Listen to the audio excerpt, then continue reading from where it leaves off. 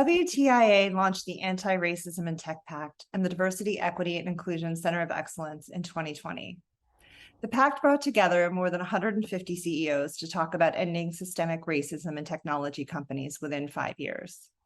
50 CEOs signed on to the pact immediately, declaring their commitment to creating lasting change in their organizations. Today, more than 70 companies have signed on to the pact. Our work to end systemic racism in the tech industry is ongoing, however. And while we're making tremendous forward progress, there's still more work to be done. And that's where I'd like to begin our discussion today. I'm here with Michael Schutzler, CEO, WTIA. Welcome, Michael. Glad to have you here. Nice to see you, Robin. Let's start by talking about where we are with the Anti-Racism and Tech Pact and the companies that have signed on and have been following the roadmap so far. Anecdotally, what are some DEI success stories from pact signatories that have come out of their following the recommendations in the roadmap? Okay, so where I'd like to start on that question is I'll make it anonymous so that it protects the innocent, so to speak. But there was one of the pact signatories that early on, from the very beginning, was quite passionate about this topic, and I think for that CEO, it was personal, and so but it was really an interesting epiphany for other people in the pact who listened to her begin this process of going down the roadmap. And one of the very first things she realized is how little awareness there was in her team about whether or not diversity was actually a value they held. Mm. And as a result, some people were let go and some people quit as a result of that whole process. And so it was a real lesson learned for a number of organizations that were at that moment. Again, our history with the DEI work at the WTIA has been going on for the better part of a decade now. The pact was formed in response to George Floyd's murder. And so there were a lot of passionate people that summer, really, let's go, let's make a change, let's change the world. And then we had this one CEO who actually started to work on the roadmap we had all constructed together and realized, dear Lord, this is going to be a lot of work, and it's going to require transformation of the organization, its leadership skills, its core values, before you can even begin to address onboarding, recruiting, and some of the other things that were on the roadmap. And I think that that's a good segue into the next question. Why is it important to continue to develop leadership competencies in DEI? And what does that mean for organizations in the tech industry as a whole? Yeah, right. So that one example I gave was just a big wake-up call for a lot of folks. A lot of other leaders started down the process of really like hiring diversity experts, or recruiting, changing their recruiting processes, or doing surveys of employees to figure out where they were and how they felt. And so there was a lot of process management that was put into place. And I think one of the things that came out in one of the meetups that we had with a group of, a much wider group of folks that were participating in this process of transforming the tech industry, there's a realization that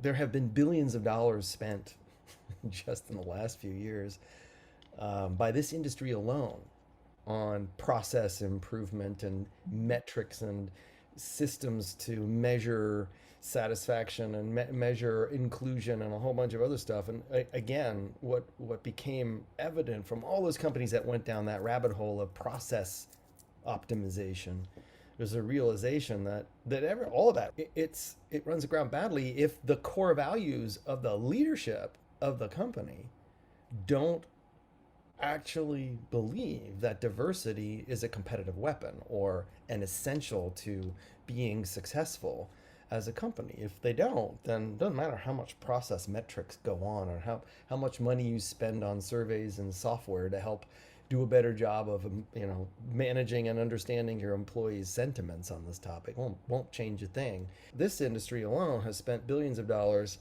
on diversity initiatives just in the last couple of years, and none of the metrics have changed whatsoever. We still have same number, same percentage of women. Actually, arguably in some fields, it's less.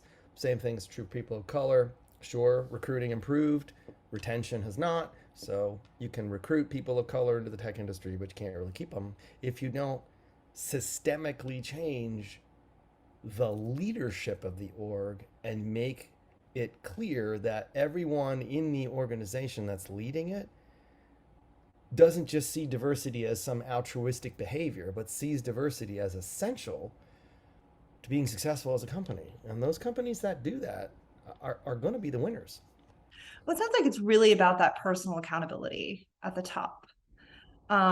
And I'm wondering, how important is self-awareness of personal DEI intentions when it comes to leading organizational change in this area? And why is it so important? It's funny you say the word accountability. I wasn't expecting that word. It's a funny word because it conjures up an idea of performance assessment, that someone is holding you or me accountable. Well, who is that? Well, in this case, when it comes to this diversity work that we are trying to work on ourselves as an organization and also trying to help our member companies with, that accountability is to self first. So that's why this exploration first is is it in your core? Do you actually believe and embody a principle that says diversity is essential to creating a better team, a better company, a more competitive company? Like, what role does diversity play in? So the very first accountability is to ourselves, and then if we have the courage as leaders to say that this is important, and start to build teams around that embody that and embrace that and see it that way, then it's possible to put in systemic accountability where leadership holds itself and the staff and ultimately the partners as well to what diversity means and how that's going to help them succeed as a company. Mm-hmm. So it's really that trickle down effect, but it starts with the self. It starts with the self, for sure. Sure. And I can't stress this enough. And I don't know, maybe you'll be getting this at another point, but I just make this point because I can't stress it enough. This is not about being magnanimous or Yeah. this is not. I mean, it isn't just a call to social justice. It isn't just a matter of doing what's morally right. This is also enlightened self-interest. The Mm-hmm. US workforce demographics will switch to majority non-white in 2035. The US workforce is already 50% female. Mm-hmm. If you're a tech company and you don't understand and appreciate and then obsess about building an organization that can recruit and retain and develop a diverse team, you will fail. Because this industry is about a brutal bloodbath competition for talent. And the companies that figure this out, that's where the workforce is. It is a diverse workforce. You better have structured an organization that doesn't just embrace it as core value, but executes brilliantly on it. Because if you don't, the other companies that do will eat your lunch. Well, on that note, what are some defining metrics for success when it comes to moving the needle on DEI in an organization? Right. So the first and foremost is um, a self-assessment and an understanding from the CEO through the entire senior leadership team. Why is diversity one of those core components that define how we're going to be successful as an organization? That's the first thing. And then the second thing that stems out of that is a full education of the entire staff about what are the different dimensions of diversity and how do you build a culture of inclusivity that pulls people in who are outside the norm. The power of having collaboration leading to creativity and ultimately a winning competitive position in a capitalist society. You want to win. And so, how do you win? By having the best possible teammates. And what are they? The ones that come up with the best solutions to a complex environment. Mhm. So, you start to measure the performance of the teams. And again, there's a large body of evidence that supports this. But if you start as an organization measuring the performance of your teams, there's a high correlation between the number of or a metric associated with performance, whether it's productivity or product profitability or revenue growth or units shipped or whatever it is that you have as an outcome as productivity, you will see a high correlation of the more the diverse the team, the better the outcomes. Mhm. Mhm. Yeah, I've seen some of those studies. They're really good. Well, let's turn inward a little bit. Let's talk about our own DEI values at WTIA and how they came about, and how WTIA is modeling the components of the anti-racism and tech roadmap for partner organizations. And how can those values be an example for other organizations to follow as they go about creating their DEI intentions? So for us, there's a bit of a quirkiness because we're a trade association nonprofit. Mhm. We actually have more board members and volunteers than we have staff. And to put that into numbers, we have just under 85 full and part-time employees, and we have more than 110 people serving on boards and committees for this organization. So it's close to 200 people. Mhm. Now, one of the very first places that we went to work on this goes back almost 10 years ago, is a couple of board members and I noticed that of the original 40 board members that we had, it was 38 old white guys. So it just didn't look right and it didn't feel right and it just seemed like, wait a minute, what are we doing here? Like that's not realistic. So we've worked really hard with the first board to reconstruct it to make it as diverse as possible so that we had younger people who never had any board experience that were learning a lot but added a lot of professional experience. We had a really high eye on improving gender and then ethnicity and race and every other every other kind of diversity component that we could come up with. We worked really hard to try to find people to join the boards, and we've done that now successfully over the course of many years. And then our next big focus for as an organization was on events, which go back 10 years ago, this organization was basically an events organization.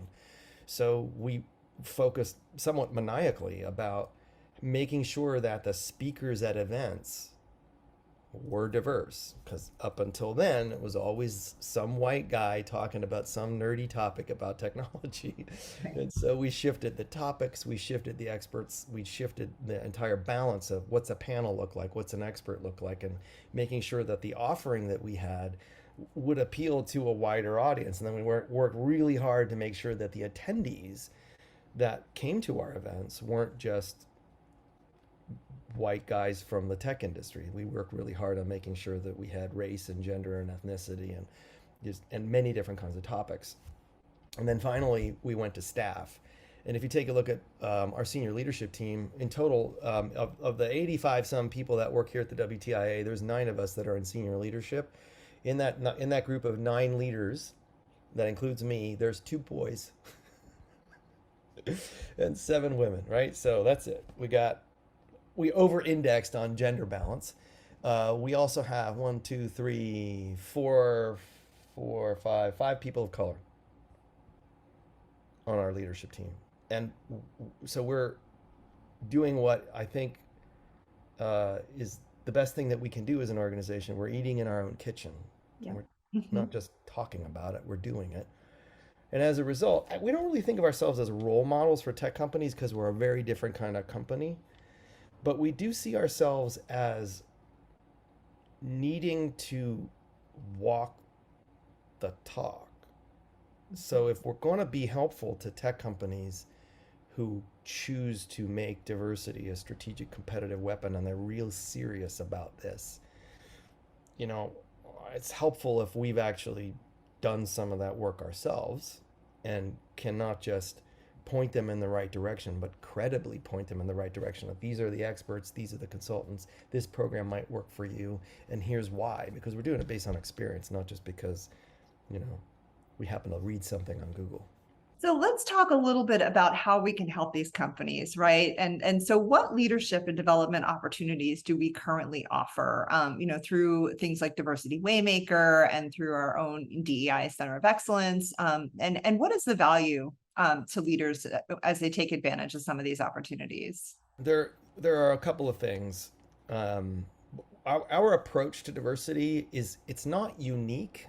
There are other organizations doing what we do, um, but what we do with those other orgs is rare. Most diversity consultants and diversity programs, centers of excellence, training programs, things like that, they focus primarily on what I talked about earlier. They primarily focus on um, metrics and systems and software and different kinds of learning management systems and different kinds of employee survey measurements, as if what we were doing is talking about, improving how many iPhones we're going to ship a month, or how much code we're going to write on a quarter basis. We focus first and foremost on leadership skills development and the self-assessment on what is what role does diversity play in your system of core values as a leader, and what does your leadership team do together. And there's a process in which not only are leaders go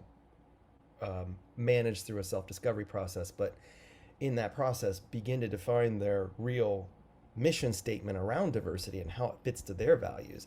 And you put that together with a group of leaders, and we've done this ourselves. You put all that together with the leadership team, and then you spread it out to the entire organization. You can come to agreement as an org on the role diversity is playing in the business imperative of the organization.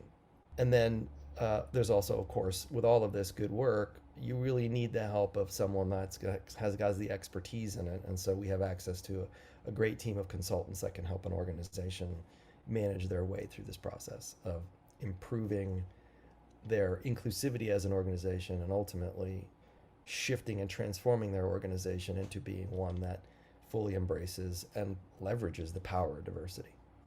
So, with that said, what is our vision for advancing DEI and leading the work, both within WTIA and outside of our organization? Can you speak to some of the upcoming changes? I know we're making some changes in our governance model, and specifically, where are we headed in our commitment efforts to dismantle systemic inequities in workplaces? So basically, there's one core competency we have as an organization that really separates us from other service organizations. We find a coalition of the willing, and we help them collaborate in a way that the outcomes are better than the companies can do on their own. Mm-hmm. You can think of it almost as like a derivative of a co-op. And so the reason we formed a pact in the first place is we found, as you pointed out, a coalition of 50 willing CEOs to sign a commitment. All right, we're going to do this, and we're going to do this, and we're going to hold ourselves accountable to do it, and we're going to work on this. It's expanded way beyond that. There are a lot of organizations that have pursued this objective set and done it through their own means, and all the work that we've done in helping PAC members set themselves up and get them going, we've now learned that we have to be willing to work way past just the original 70 organizations that first signed on to this thing. And the real reason, if you think about what we're doing here, the real motivation behind doing that isn't just to feel good about taking action as a result of the murder of George Floyd. This is about really transforming the tech industry to take advantage of a radically shifting workforce and making the most of the organization's creativity. The easiest way to describe what we're doing and why we're doing this is to say that we believe that it's essential for this tech industry to transform into the leading economic sector in this country, driving and showing the way of how to build a diverse workforce and show again, the enlightened self-interest behind doing that and why it's so incredibly powerful, frankly, for every organization to do it.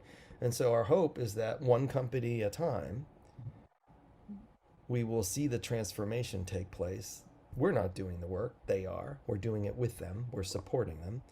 And over time, I don't know how long that will be, 10, 20, 50 years, I don't know. But over some time, enough companies will have done it, it reaches a tipping point. Other companies will start to do it just because they have to. And if enough tech companies do it, then you're going to find a lot of other sectors of the economy doing this as well. And as a result, we have a better country. Well, with that said, how can tech companies get involved in the pact? And what can they do to further commit to DEI internally at this point? Yeah, we used to make it a requirement that if you want to play in this game, you first had to sign this thing in public. Um, and that particular methodology, it served its purpose because at that time there were so few companies willing to make a commitment. Um, you no longer need to sign the pact in order to engage with the diversity center of excellence that we've created. We are literally just willing to work with anybody as long as you have a genuine interest in improving the inclusivity of your organization so that you can successfully build a diverse workforce. If you understand that it is essential for you to be successful as an organization, if you meet those two criteria, you are welcome to join. And join means just actively participate with us in improving the center of excellence and in some cases putting shoulder to the wheel, but for the most part, just doing your homework. And if we can help you, we are certainly in a prepared and in a position to provide you the services and the training material to help you. Fantastic. Well, thank you for your time today, Michael. I really appreciate it. Thanks for taking time, Robin. Always good to see you.